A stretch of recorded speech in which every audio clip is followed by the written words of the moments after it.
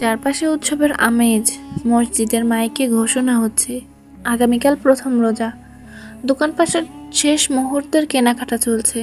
রাস্তা জুড়ে লাইটিং, খুশির আমেজ সবার চোখে মুখে।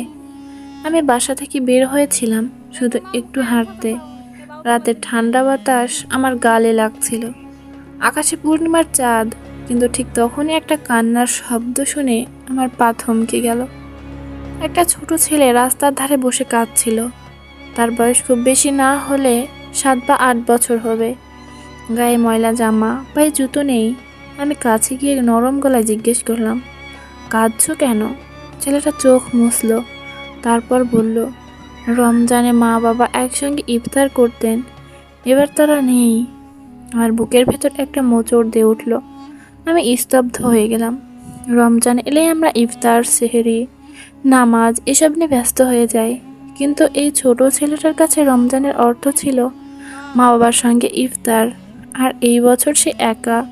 আমি হাঁটু গেড়ে বসলাম তার সামনে, বললাম, তোমার নাম কি? রেহান, ছেলেটা বলল ফোপাতে ফোপাতে। তোমার মা বাবা কোথায়? মা মারা গেছেন আগের রমজানের পর। বাবা কাজ করতে গিয়েছিলেন, ফিরে আসেননি। আমি কথা হারিয়ে ফেললাম। চারপাশে এত আলো, এত সাজসজ্জা, এত আনন্দ, কিন্তু এই ছোট ছেলেটার পৃথিবীটা অন্ধকার।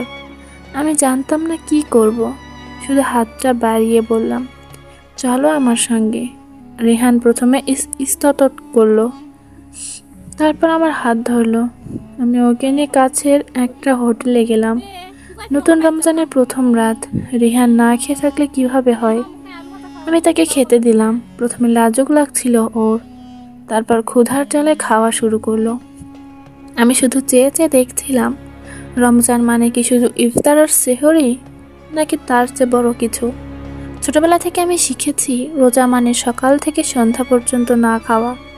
ইফতারের টেবিলে বাহারি খাবার সাজানোই যেন রমজানের মূল আকর্ষণ।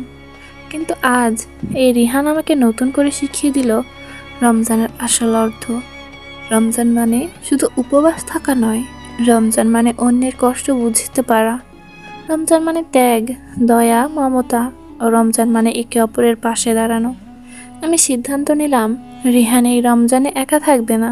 সে আমার সঙ্গে ইফতার করবে, সেহরি খাবে, নতুন জামা পরে ঈদের দিন যাবে ঈদ করতে। সেদিন রাতে আমি রিহানের মাথায় হাত রেখে বললাম, তুমি চিন্তা করো না, এবার রমজানে তোমার মা বাবার মতো কেউ তোমার সঙ্গে থাকবে। রিহান আমার দিকে তাকিয়ে ছোট্ট একটা হাসি দিল। হয়তো এতদিন পর কেউ ওকে এই নিশ্চয়তাটা দিল যে ও একা নয়। রমজান শুধু উপবাসের নাম নয়, এটা ভালোবাসা ভাগ করে নেওয়ার মাস।